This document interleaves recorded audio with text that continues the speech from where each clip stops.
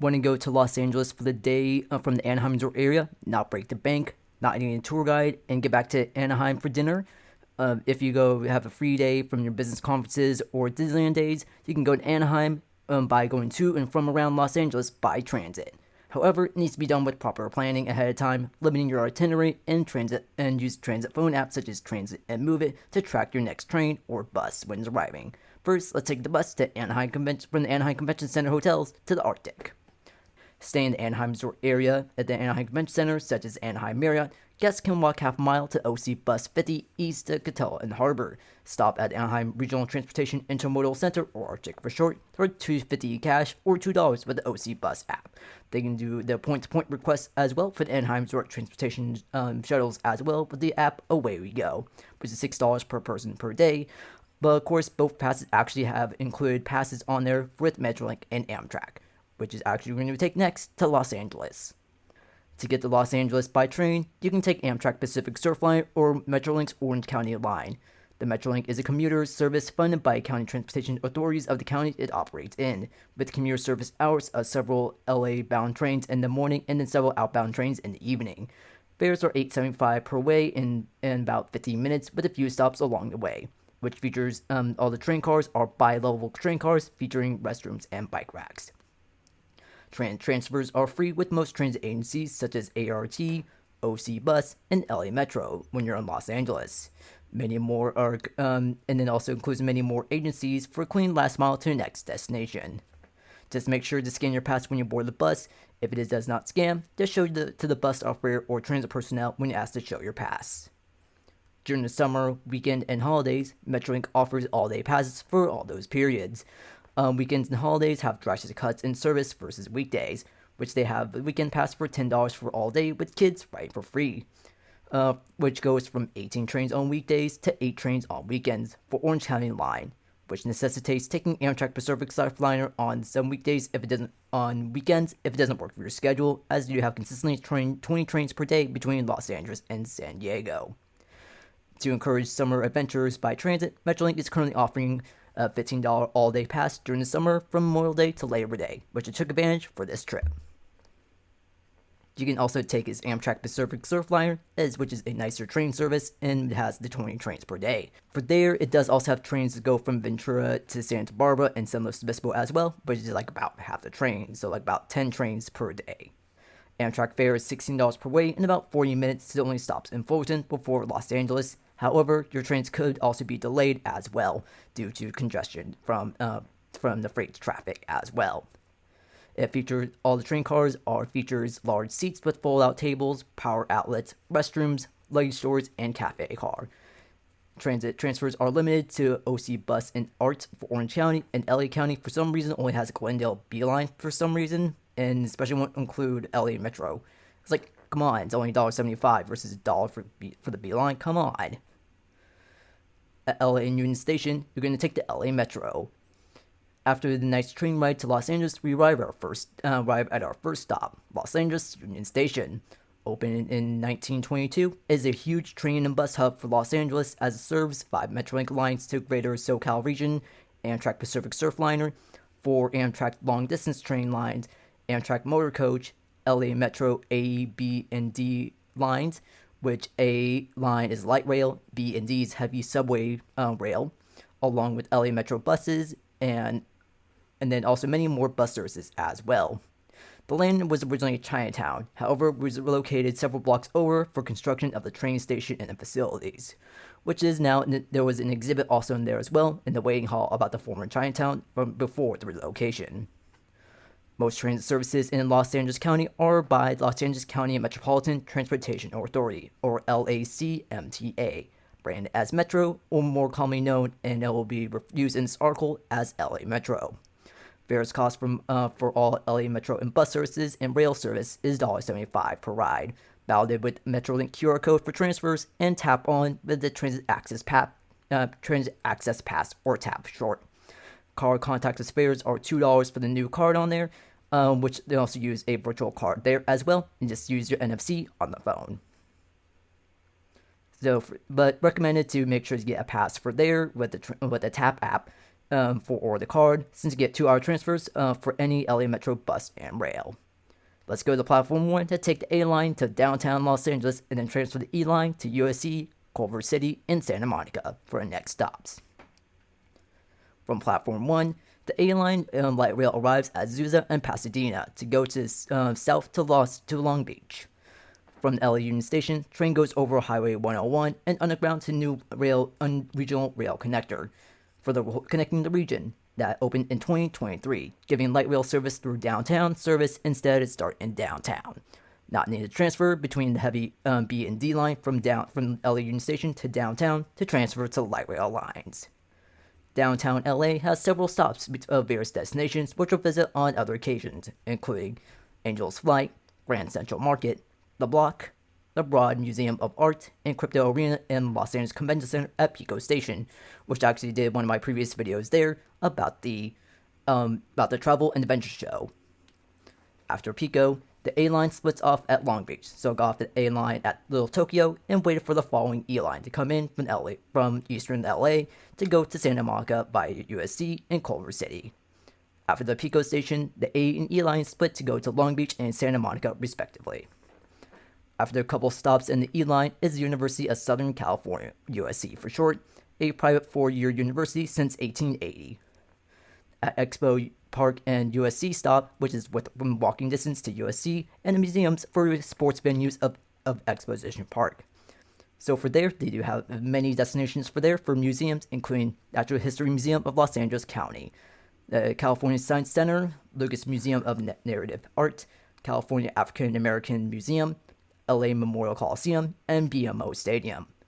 LA Memorial Coliseum is home of USC Trojans football program, and BMO Stadium is home to the LA Football Club, or LAFC for short, with the Major League Soccer Club, and Angel City Football for National Women's Soccer League. If you're going to go to a museum, make sure to double check and see if events are happening at USC or Exposition Park. Past USC, the E line continues along the median of Exhibition Boulevard, stopping at older neighborhoods through Baldwin Hills. Then a stop at Crenshaw for a K line and you can transfer the K line towards LAX, where future people mover coming soon, going to the airport along with the SoFi. Their next stop is going to be at Culver City. At Culver City, we're going to take the Culver City Bus Line 1 from Marina Del Rey, a 5.5-mile bus ride that fares to cost only $1 with cash or the tap card. Cities are not incorporated into Los Angeles, such as Culver City and Santa Monica, have their own bus system, which is both started in 1926. The bus stop at Washington and National Boulevard had a safe way that bicyclists won't get slammed into a bus, with a raised platform for bus passengers to board the bus, and bicyclists can safely go by, as bus passengers wait at the shelter on the sidewalk. The Culver City Bus Line 1 went down Washington Boulevard and into Marina Del Rey, with a stop at Washington and Ocean Avenue.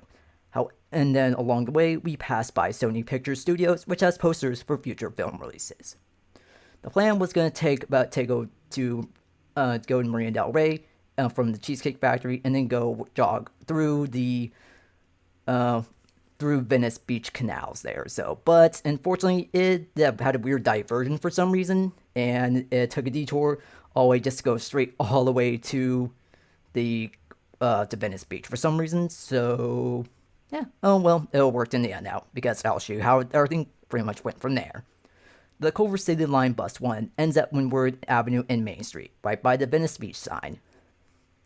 It's a perfect stop to start our jog from Venice Beach to Santa Monica Pier. Venice was found by a developer, Abbott Kinney, who named the street that we turned on in 1905. He named town after Venice, Italy, which is modeled the canals along the Venice canals. Venice is part of the city of Los Angeles, which was annexed in 1926, and is separate from the adjacent cities of Santa Monica and Culver City. In 2024, it still has a seaside town feel, but in a different way. It has a promenade that's lined with touristy shops, restaurants, and sidewalk vendors, and even bike and skateboard rentals to take advantage of the bike path, along with separated bikeways and even a skate park. Venice is known for extreme sports, such as skateboarding and BMX biking with the skate park, and even Red Bull is hosting a skateboarding competition that weekend. Jogging from Venice Beach to Santa Monica is 2.5 miles along pedestrian promenade. The first mile is in Venice, where you're being bombarded with loud music from stores and vendors vying for your attention for their products. The rest of the mile and a half in the city of Santa Monica, where buildings were pushed back all the way to Bernard Way. The pedestrian bike path is between the beach and either grass or parking lots, and past there. I also took a moment to take in the beach as well. Farther along the pathway, Santa Monica Pier was in sight with passing by Muscle Beach, where people worked out on gym equipment at the beach. After a 2.5 mile walk and jog along the promenade, about 45 minutes, I reached Santa Monica Pier. Santa Monica Pier opened in 1909, which now features shops, restaurants, Gilda Bay Aquarium, a historic carousel, and Pacific Park. Pacific Park opened in 1991, the first current incarnation, as a open-to-visit amusement park with rides, and they can pay on a per-person basis, with their main attractions for the Ferris wheel and West Coaster roller coaster, which is $15 each per person. So it was too expensive for me, so I did not go on. After taking pictures, it was time for lunch. For lunch, I ate at Albright, an all-counter service seafood restaurant opened in 1977. Featured a wide range of seafood, from fish and chips to salmon, lobster rolls, Dungeness crabs, oysters, fish tacos, and even hamburgers for non-seafood people. I had their 3 fish tacos, and it was really good. They also had free Wi-Fi if you sign up for their newsletters. Yeah, so that talk was really good. Now time for the next destination of the Los Angeles County Museum of Art, which you get there by bus. From Santa Monica Pier, I walked 0.4 miles up Colorado Street and up to 5th Avenue, which is the terminus of the LA Metro E line. However, we need to get to the bus at LA County Museum of Art. At Colorado 5th Street is the start of the LA Metro Rapid 720 and Local 20 to downtown Los Angeles by Wilshire Boulevard. Tapping on for $1.75 fare, the Rapid 720 runs along the Local 20 route with fewer stops so we can get to the museum faster. However, it was hard to keep tracks where the stops were since I'd not been on this route. Thankfully, I had the Trans app to navigate through the confusing bus system. The bus route goes a couple blocks up 5th Street and then turns right onto Wilshire, and then entirely goes through Wilshire to downtown Los Angeles. We continued along Santa Monica 7 stops until we get to Interstate 405 at the Veterans Affairs Medical Center and National Veterans Park. At this point, all the bus seats were taken up and was really crowded, which is why LA Metro is finally working on the much-needed extension of the D-Line heavy rail subway station from Wilshire Western in Koreatown to the VA Medical Center in Westwood. The first segment is going to open in 2025 at La Brea, Fairfax, and La Cienega in Beverly Hills. Then down road to Rodeo Drive and Century City in 2026, and Westwood for UCLA and VA Medical Center in 2027. The Rapid 720 and Local 20 will still be in service since we provide plenty of passengers who use the line for more local service into Santa Monica, like I'm doing right now. After our bus ride through Santa Monica, Westwood, and Beverly Hills, and into the Miracle Mile from my bus stop at Museum Row at the Miracle Mile. However, I missed the stop and was dropped off a mile away at the following stop. Oh well, let's get to the museums. For the museums at Miracle Mile, also includes there is LA County Museum of Art, the La Brea Tar Pits, and a couple other museums there as well. But for my stop was for Los Angeles County Museum, or LACMA for short. LACMA is an art museum by LA County Museum, by the County of LA, which is originally part of Los Angeles Museum of History, Science, and Arts in 1910, which is now the Natural History Museum at Exposition Park. Then later moved to their own facility on Miracle Mile in 1961. They currently have over 152,000 pieces of art in their collection and is rotated out regularly through their B Camp and Resnick Pavilion exhibit buildings. Currently under construction is their newest addition, the David Griffin's Galleries, which will open later in 2024. Admission rates for adults is $28 for 18 to 64 years old. Seniors and students are $24. Teens and youth from 3 to 17 years old is $13, and newborns and 2 years old is free. If I took my time looking at each plaque, most interesting pieces, it'll take for me about 2 hours. However, since I had a tight schedule, I only had an hour. It is cool to check out myself, but it could be too expensive for a family of 4, considering that it could still be like well over $100 for a family of four. If you're looking for admission free art museums, the Broad in downtown Los Angeles, along with the Museum of Contemporary Art located at Grand Central Avenue Arts Bunker Hill Station, you can visit for free. Online reservations are required for those, so we can still go there, but we'll go there another time. I finished my visit to LACMA at 3 p.m., which means it's time for me to head back to downtown Los Angeles to Los Angeles Union Station for a Metrolink to Anaheim, not without some more transit research in that case there. LA Metro Local Bus 20 arrived at Wilshire and Kirsten, and 2 other passengers and I boarded the bus. I tapped on my tap card for a $1.75 fare, which actually was $1.50 as it reached the daily fare cap of $5 for LA Metro bus and rail for that day. The bus was getting really full with roughly 25 passengers. I want to see what's like currently for the D line heavy rail subway for Wilshire and Western. So I deboarded the bus along there with 7 other passengers. Wilshire and Western in downtown and in Koreatown is current terminus for the D line, which has stops for 3 bus systems for there as well, including LA Metro Rapid 720 and Local 20 along Wilshire, Local 207 along Western, Santa Monica's Big Blue Bus Route 7 with local and rapid variants with express not in service, and Los Angeles Departments of Transportation's Wilshire Center Koreatown Loop. We took the escalators down to the subway level and tapped on the card through the turnstiles there, which also includes transfers with the tap card there. However, we had to wait a moment for the LA Metro cleaning staff crews as they were cleaning some spill of some sort. At least they were taking time cleaning up the spill. When the crews were finished, we all boarded the subway to downtown Los Angeles. The subway car was clean and okay to ride, and after 3 stops, I deboarded at Parachute Square to my next train transport, Angels Flight Railway. Angels Flight Railway is a funicular railway in downtown Los Angeles, where passengers can take a minute ride up Bunker Hill on a piece of history. Funiculars are a type of train system which car is pulled up and down with a motorized quartered rope system. The Angels Flight dates back to 1901 by Colonel James Ward Eddy, that built it between Hill and Olive Street, above 3rd Street Tunnel. Angels Flight had 7 different owners during the time there. However, during the 5th owner's Orland had to sell the Angels Flight in 1962, as where the location would be redeveloped by the city of Los Angeles for urban renewal, and then forcibly dismantled in 1969, where the cars were put into storage. In 1991, the Los Angeles Conservancy and the help with other agencies helped rebuild Angels Flight and reopened in 1996 with ownership and operator by nonprofit Angels Flight Railway Foundation. In 2013, it was closed due to an accident, but then got reopened in 2017. Fare is $1 for each way if you pay in cash, or 50 cents with your tap card.